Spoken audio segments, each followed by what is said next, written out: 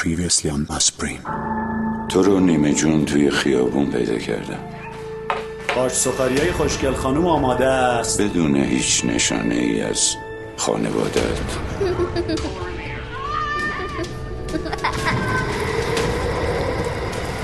خواب دیدم یه نفر رو کشتم. تو اینجا چیکار میکنی؟ وقتی از خونه بیرون میای که بری دنبال قاتل، تو همون لحظه از هوش نمیری. مرده؟ نمیدونم. اینجا کجاست؟ شما پیش دکتر صبوری هستیم. دچار تداخل خاطرات شده. گوه خورده کل من گوه خوردم. درد به من میزاده. برمیگردی؟ نه دیگه. بیمار من دچار فراموشی شد. لطفا به من بگین دقیقا من کیه؟ ما نمیدونم.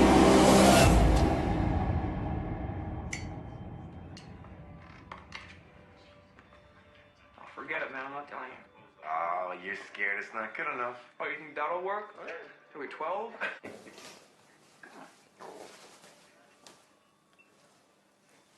Bet you the rest of that bottle I got the best story you ever heard.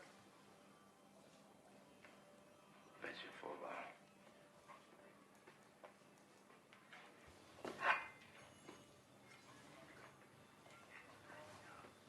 What do you say? If I lose, Just have a 20 to 10. yeah, they had the sex. Change, says you. Don't interrupt. You know, broken women who want to feel better about their pitiful lives. شاید فارسیم زیاد خوب نباشه، Heartbreaking betrayals. اما کاملا میفهمم که تو چی میگی. Yeah, exactly. پدر مادرم خیلی وقت پیش از هم دیگه جدا شدن و من برای دیدن مادرم به ایران اومدم. مادرم تو بیمارستان همکار دکتر صبوری بود و بعدش من با دکتر آشنا شدم. مادرم تنهاست و کسی رو جز من نداره. و چون من داروسازی خوندم دکتر بهم کار داد. و الانم که میبینیم فعلا موندگار شدم. با دکتر صبوری؟ Ma perché voi uomini la pensate sempre male? نه با دکتر صبوری فقط همکاریم. دکتر دارن روی نظریه خیلی بزرگی کار میکنن و اگه جواب خوبی بده کمک بزرگی برای علم پزشکیه و همین انگیزه‌ای که برای کارشون دارن خیلی واسم مهمه. لطفا بهش بگو باش کار دارم. Forget it, man. I'm not telling you. Oh, you're scared. It's not good enough. Oh, you think that'll work? Are we 12?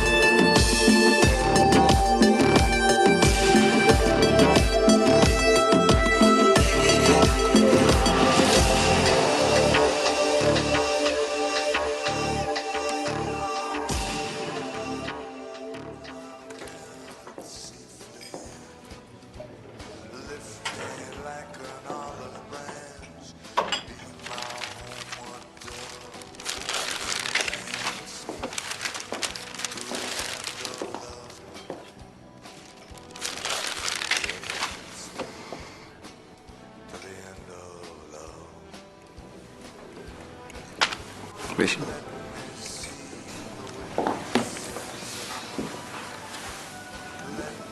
خوبی؟ آره خوبم. تو این 1 سال اصلا تغییر نکرد.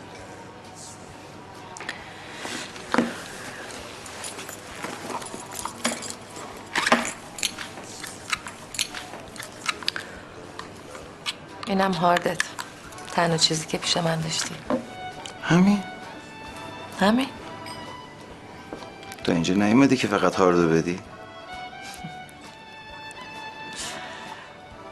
دلت تنگ شد. یکی از صفات خیلی بارز و شاخصی که همیشه داشتی میدونی چی؟ همین پرروییته. کجا میخوای بری؟ دبی. اگه بخوای میام پیشت. کی؟ بلیطم برای 2 هفته دیگه است. وای خدایا نمیدونم برای چی دارم هنوز جواب تو رو میدم. برای اینکه من چیزی جذاب برات زیاد دارم. به هر حال من تا آخر هفته برای یه عمل جراحی دارم میرم لندن. البته این دفعه بیماری مهم نیست، مریض مهمه. کی هست؟ یه زن از خاندان سلطنتیه. سمینار در مورد همون متد جراحی مخچه است؟ آره در مورد همونه. همین که یه عمر به خاطرش مسخرم میکردی. البته الان خوب داره پیش میره. ولی خب میدونم اختلاف نظرم برای استاد و شاگرد خیلی خوب نیست. من هیچ وقت مسخرت نکردم. بیشتر از کار برام مهم بود تو زندگی با هم نظر باشیم که انگاری نبودیم. تو مسخرم نمیکردی؟ ولش کن بابا، یه زندگی بوده تموم شده رفته پی کارش. ولی من بهش فکر میکنم، به تمام اتفاقایی که بین ما افتاده. به همش؟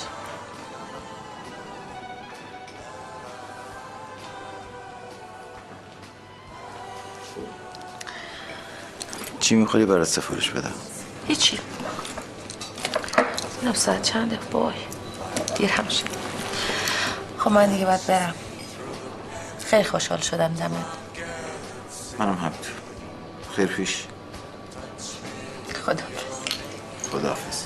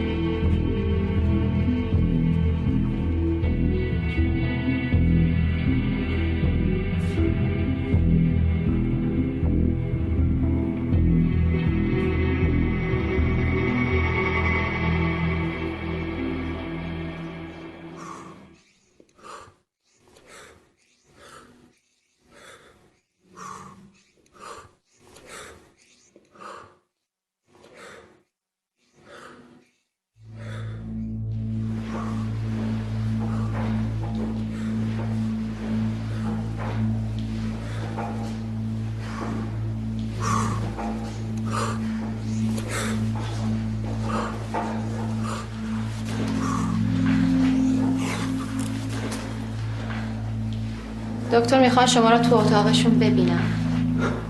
بریم؟ بریم.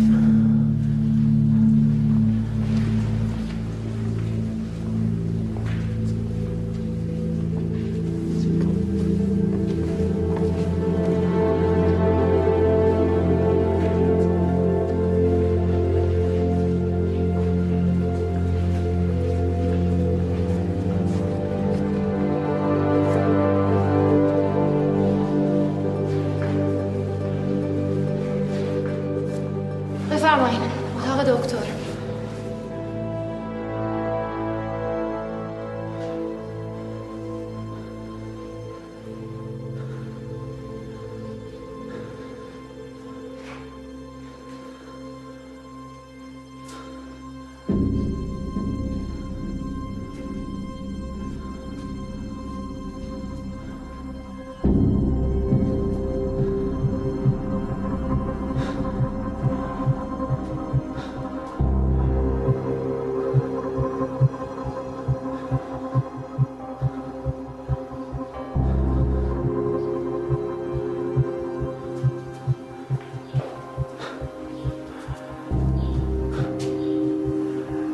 فکر نمی‌کردم انقدر به هم نزدیک باشیم.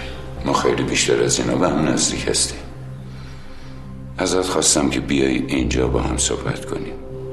الان فکر میکنم شرایط جسمی و روحی بهتری داری و از اونجایی که خودت میخواستی درباره گذشتت بیشتر بدونی، هر چیزی رو که میدونم بهت بگم و این آزادی رو بهت بدم که خودت تصمیم بگیری چه کار میخوای بکنی.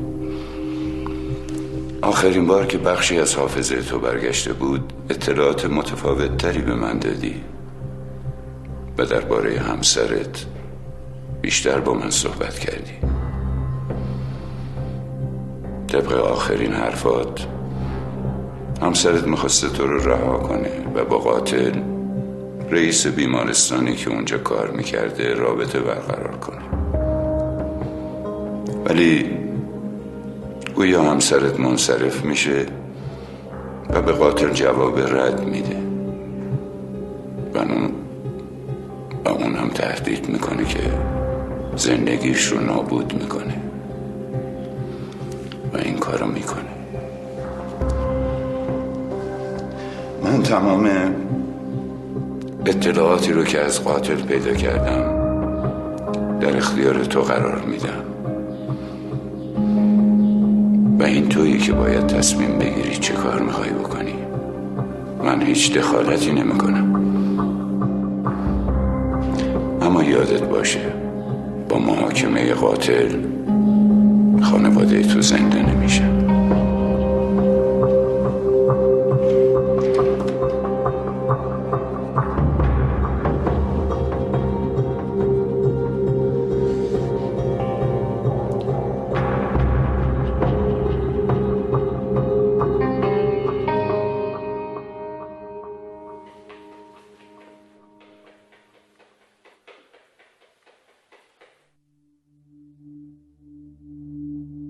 خب چرا جواب تلفنتو نمیدی؟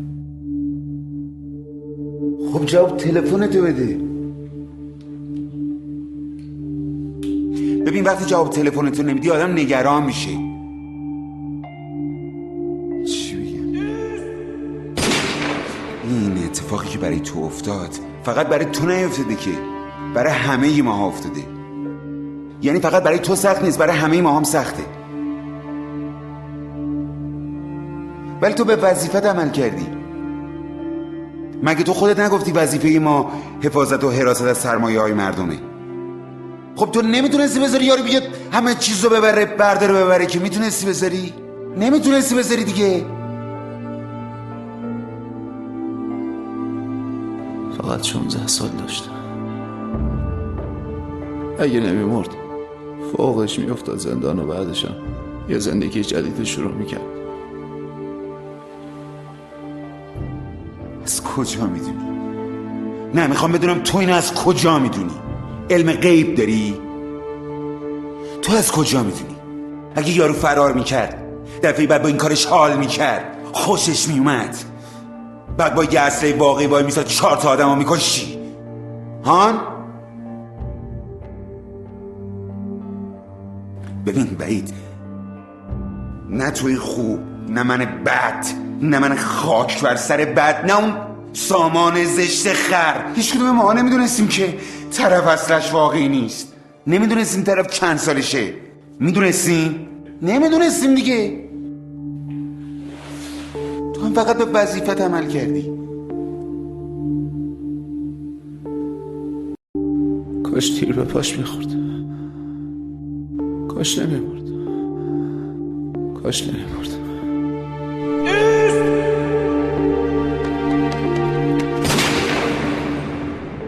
آره یکیو گرمش بزنم. این یکیو قبول دارم. اونم بدشانسی توه دیگه. تو بدشانسی آوردی. یعنی اگه یارو نخورده بود زمین، تیر خورده بود به پاش. الانم همه چیز فرق میکرد.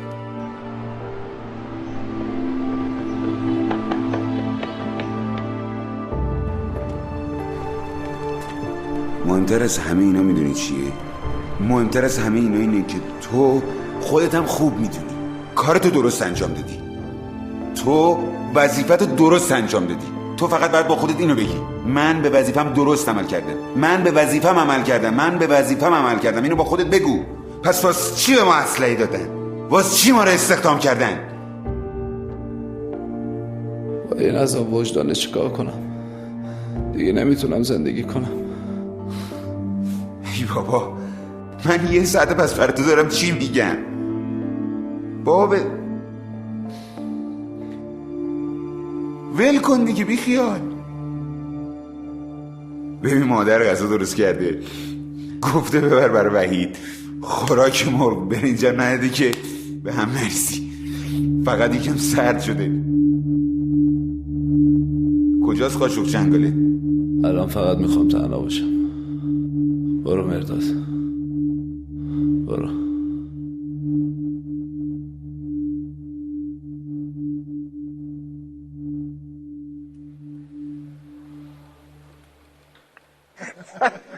ببین ماجرا این بود که و ماجرا من خیال میکنم حرفم ادامه بدم.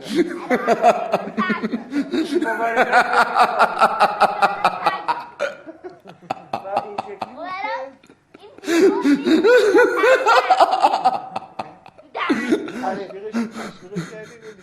که آره صحنه رو میگیره. خب نه ادامه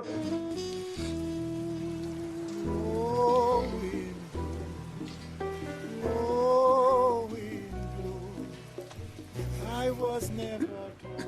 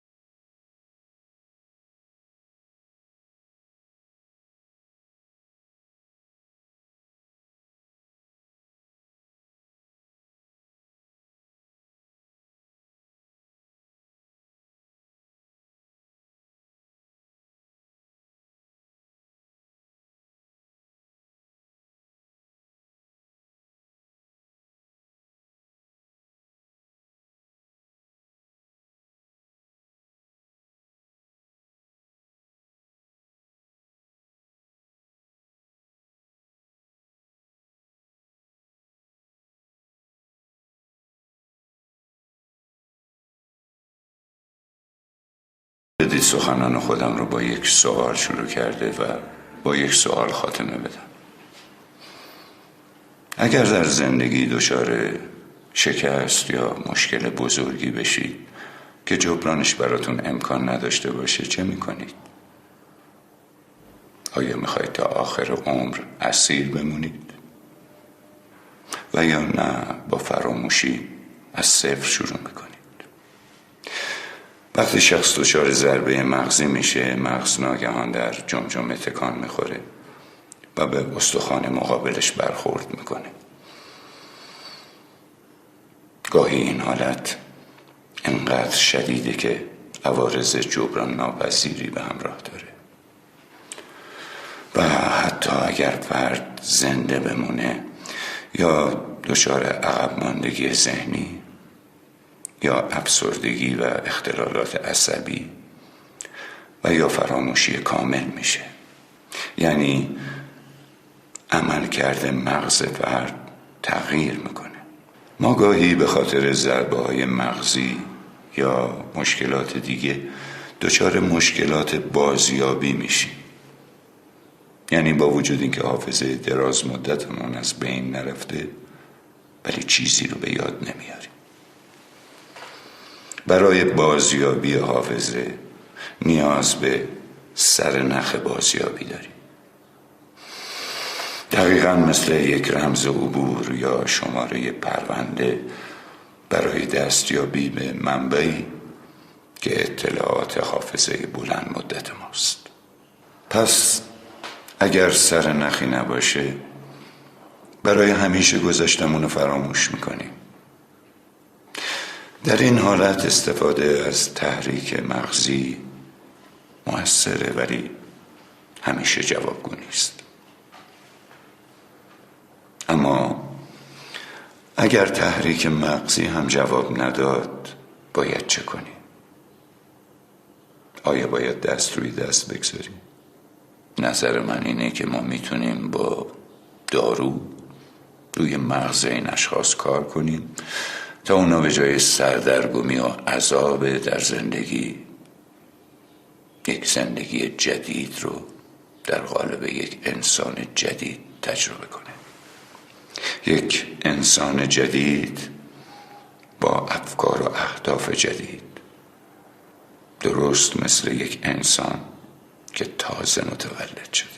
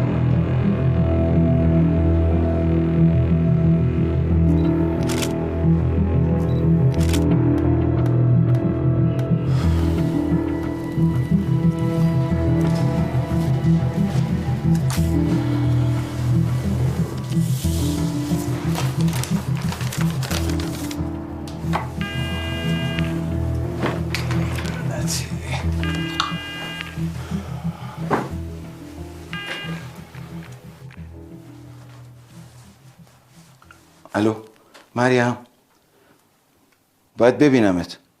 موضوع آسپرینه.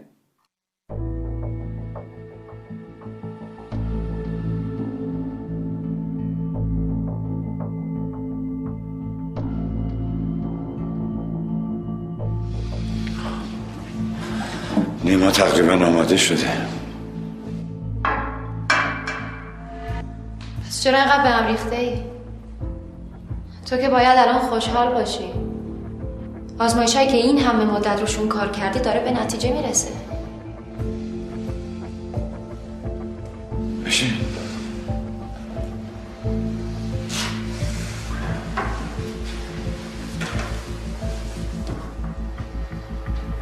میترسم تا شاید همه دارن درست میگن و من دارم تند میرم. کار درست، کاریه که تو داری الان میکنی. اگه این آزمایش تا پایانش به درستی برسه همه قدرت تو رو میبینن و میفهمن چه اشتباه بزرگی در موردت کردن.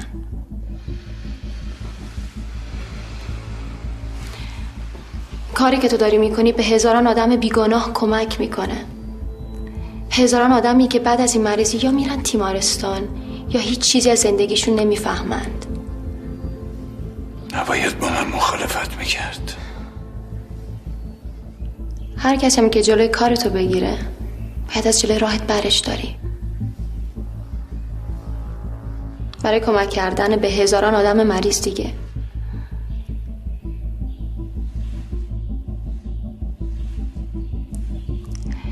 این کیف نیمارم بهش بدیم.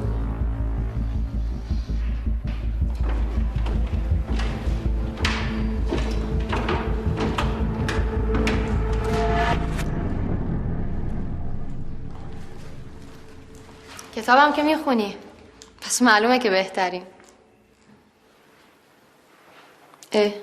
قرصاتو چرا نخوردی؟ تا کی باید اینا رو بخورم؟ تا زمانی که خوب بشیم. باشه. این گیفم دکتر گفت که بهتون بدم.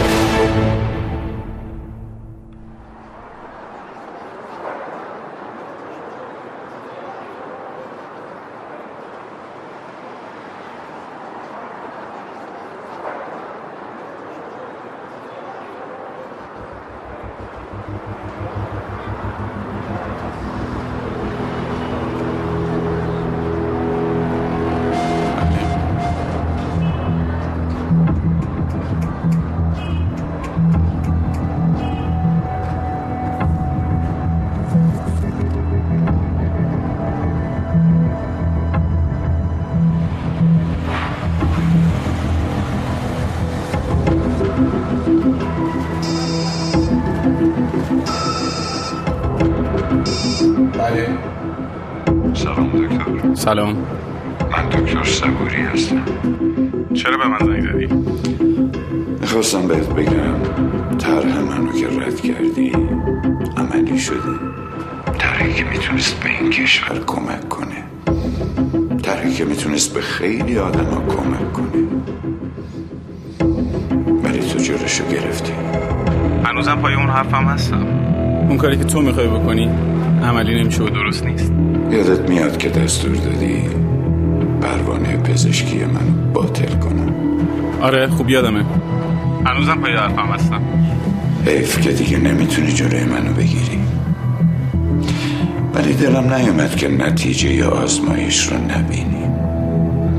میخواستم بهت نشون بدم که انسان از خودش هیچ اراده‌ای نداره و کسی که حافظش رو از دست داده رو میشه با هر شخصیتی که دوست داری تربیت کنی و هر چیزی رو که میخوای بهش یاد بدی و اون باور کنه و دیگه لازم نباشه که تا آخر عمر افسرده بمونه و بمیره. منظور حرفتو نمیفهمم. ساده است. یکی از بیماران من که مشکل فراموشی داره در حال حاضر حاضر فکر میکنه تو قاتل زن و بچهش هستی، کسی که اصلا زن و بچه نداره، ولی الان انقدر آماده است که میتونه ازت انتقام بگیره. تو دیوونه ای؟ دیگه به من زنگ نزن، ازت شکایت میکنم. یک بار دیگه زنگ نمیزنم.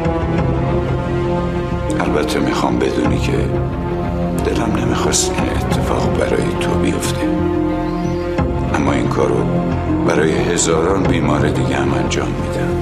فقط میخواستم بدونی که این قضیه خیلی شخصی نیست.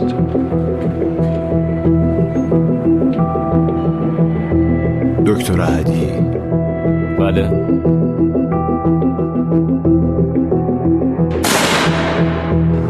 من دکتر صبوری هستم و شما دارین نتیجه آزمایش من رو روی یک انسان میبینید.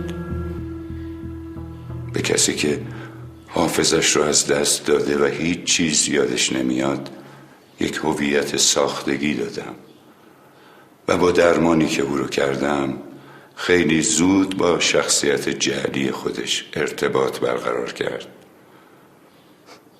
و انگیزه انتقام در او انقدر قویه که میتونه هر کاری رو انجام بده. من هزاران بار دیگه با هزاران هویت دیگه میتونم این شخص رو بازسازی کنم و در آخر اینکه تکرار مادر دانایی. تمام شد. آره آقای نابغه.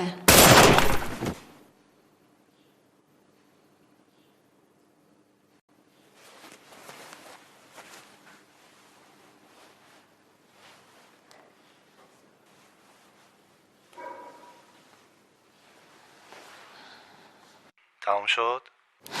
آره. مطمئنی برای کنترل نیما دیگه به صبوری نیازی نیست؟ تا وقتی که من کنارت باشم نه. تا همیشه کنار منی. در ضمن همه مدارک، عکس، فیلم، هر چی که مربوط به نیماست با خودت بیار. چشم. نیما که اومد چی کار میکنی؟ بیهوشش میکنم تا تو برسی عزیزم. آفرین دختر خوب. آفرین. دارم میام.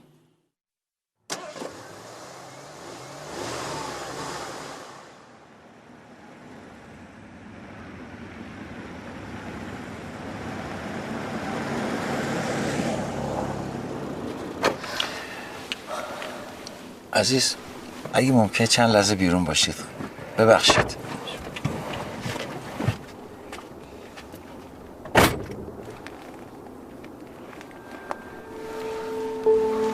خب چیه جریان چیه؟ صبوری آسپرین رو انداخته. خب یعنی چی؟ یعنی که از یه نفر به عنوان موش آزمایشگاهی داره استفاده میکنه. خب چه ربطی به آسپرین داره؟ برای اینکه طرف مشکل حافظه داره. تو از کجا فهمیدی؟ چند ماه یه نفر گوشم مواظب بشه. حالا چرا نگرانی؟ هرچی بهی زنگ میزنم جوابمو نمیده. یعنی فکر میکنی که دورت زده؟ نمیتونم. خب مگه تو الان پرواز نداری؟ واسه همینه که الان اینجا نمیتونم سفر رو کنسل کنم، نمیتونم اینجوری ول کنم برم. چرا اینو زودتر از اینا بهم نگفتی؟ الان که وقت این حرفا نیست. اگه اتفاقی بیفته پای هممون گیره. تو هرچی اطلاعات داری از این سهرابی بر من ایمیل کن. هرچی میدونی ببینم من چی کار میتونم بکنم. همه اطلاعات واسه ایمیل میکنم. حالا زودتر برو به پروازت برس. فردا عمل مهم داری، با اون فکر کن. من درستش میکنم. مرسی.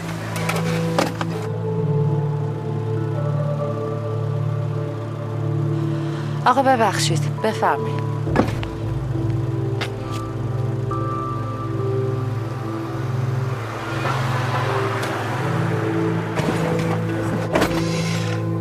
حرکت کن بریم آقا.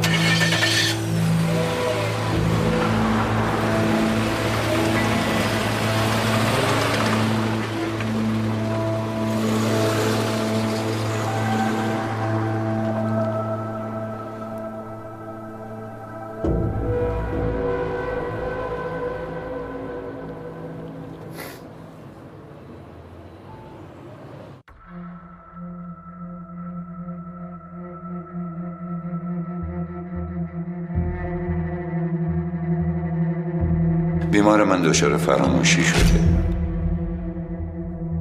فکر میکنم تو قصد خودکشی داشتی. برای همینم کارت شناسایی همراهت نیست.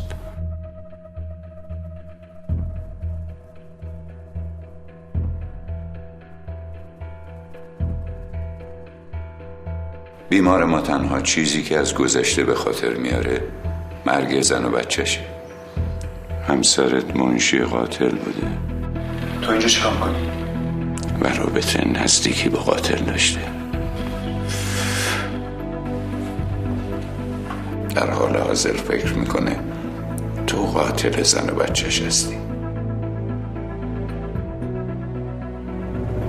حالا اگه این پولا مال تو بود چیکار میکردی؟ شاید میرفتن زن و بچه میگرفتن. کسی که اصلا زن و بچه نداره ولی الان انقدر آماده است که میتونه ازت انتقام بگیره. وقتی از خونه بیرون میای که بری دنبال قاتل، تو همون لحظه از هوش نمیری. خوابیدم یه نفر رو کشتم.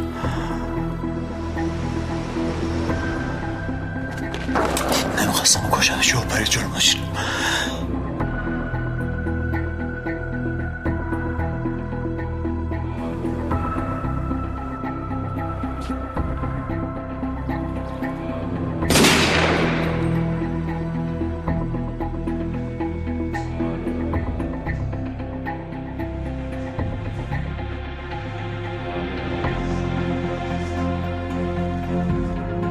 تو رو نیمه جون توی خیابون پیدا کردم با یه موبایل شکسته که فقط چند تا عکس توشه.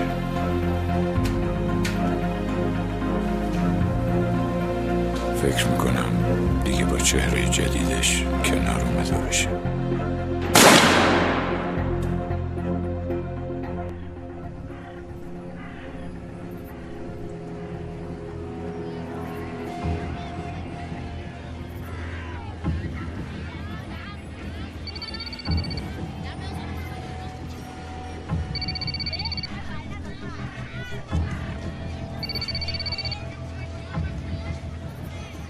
Yes. Yes, hello. Have you got my email? Great. No. We cannot do the price with that. With that one, it was 4 times more. Yes. Listen, I've got another. I've got another client in 24 hours, so let me know. All right.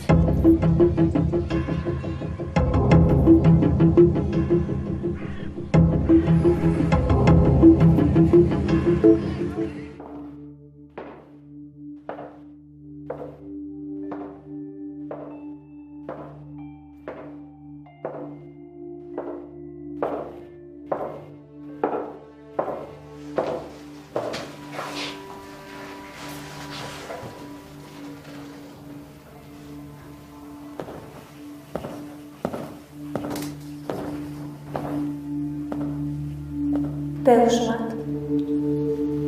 وسایلش رو جمع کن. صبح اونجا میریم. نمیشه، فعلا باید استراحت کنه. بعد کافی استراحت کرده. صبح از اینجا میریم. این آدم 22 روز هیچ حرکتی نداشته. اینجوری ببریش خیلی دوام نمیاره. حداقل باید چند روز اینجا بمونه تا ریکاوری بشه. الان برو بیرون بذار استراحت کنه. کجا؟ وسایلش رو جمع میکنی. صبح من از اینجا رفتم.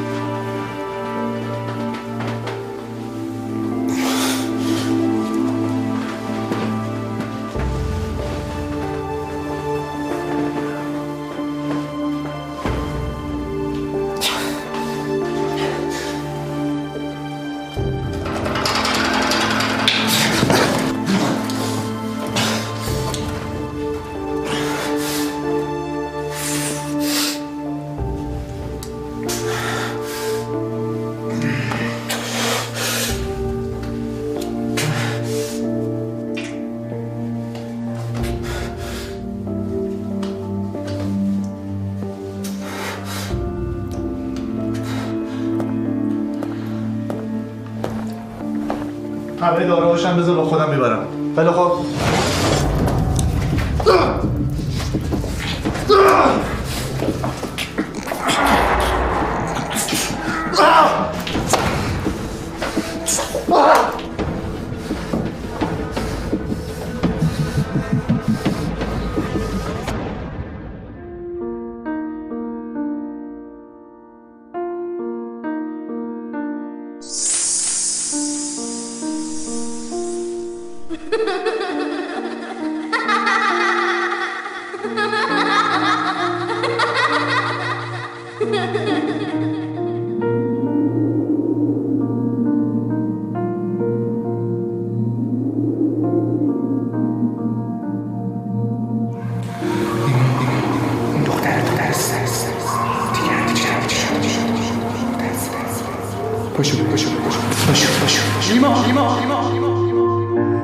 نیما بلند شو، مامورا اومدن. نیما بلند شو، چرا نشستی؟ خب بلند شو، بیا بریم دیگه.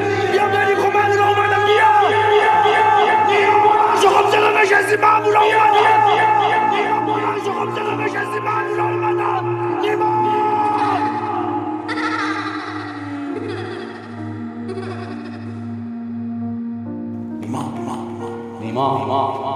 نیما پاشو دیره. نیما پاشو دیره.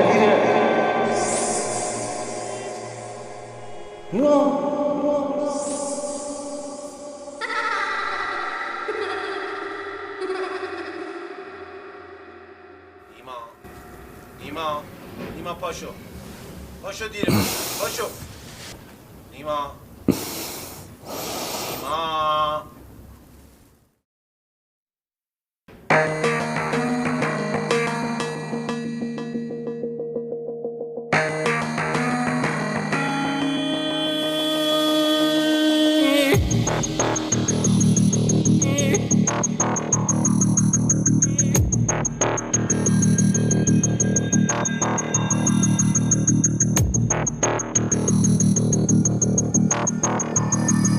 جای شب تا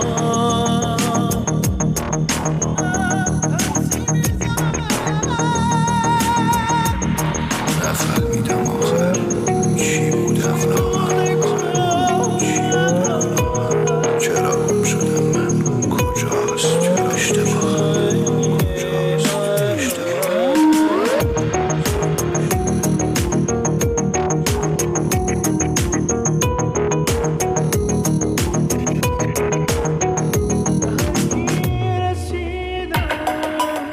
جواب سوالم چی تو جواب سوالم که این دنیا واسم معما نباشه. دل بیگناه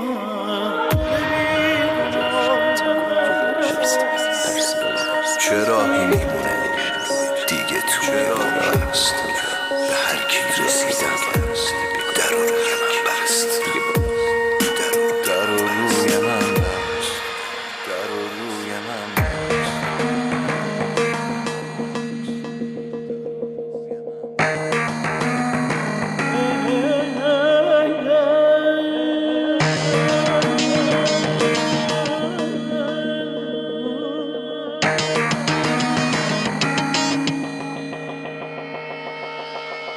کجای شب تا دلم پرسه میزد. که اینجور یک شب همه راه گم کرد. کجای شب دلم پرسه میزد.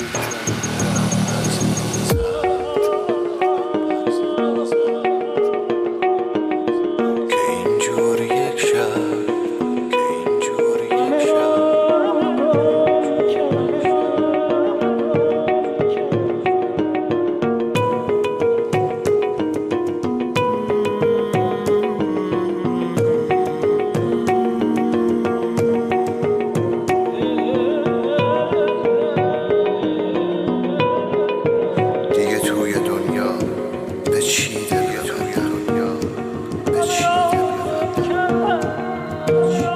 به چی دل ببندم به دنیا که